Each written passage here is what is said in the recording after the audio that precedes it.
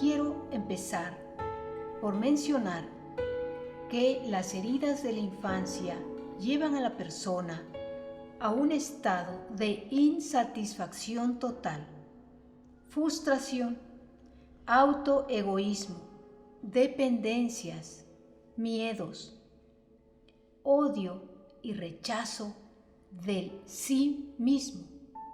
Quiero decir que la persona se odia y se rechaza a ella misma. Lo primero que tienes que saber es que ese odio, ese rencor, ese rechazo fue sembrado dentro de ti. Son emociones y sentimientos que se generaron en algún momento de tu infancia por una causa del exterior, real o imaginaria. Aquí te recomiendo mi video sobre las cualidades del inconsciente. Ahora bien, tú has aprendido a relacionarte de la misma manera. Has aprendido a ser egoísta. Has aprendido a rechazar, a abandonar. Has aprendido a humillar.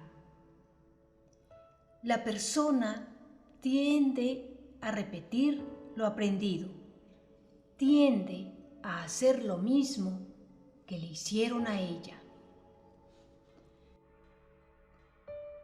Para romper este círculo es necesario perdonarte a ti misma o a ti mismo. En la medida en que tú das perdón, en esa misma medida te estás perdonando a ti mismo y te estás liberando. Te recomiendo mi video que habla sobre el perdón. Aquí hay un punto muy importante. Una vez que tú has identificado esta situación y una vez que tú la has trabajado, es importante que no lo vuelvas a hacer, que no vuelvas a odiar, que no vuelvas a rechazar, que no vuelvas a ser egoísta contigo mismo o contigo misma o con otro. Rompe con esta cadena y ya no hagas a otro lo que te hicieron a ti.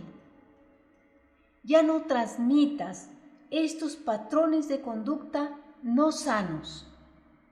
Esto toma mayor importancia cuando hablamos del seno materno y que estamos transmitiendo todo esto a nuestros propios hijos, haciéndoles mucho daño.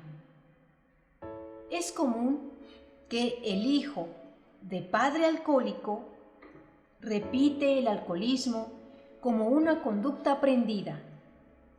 Está realizando lo que él vio, lo que él aprendió, aún sabiendo el daño que esto genera a él mismo y a las personas que lo rodean.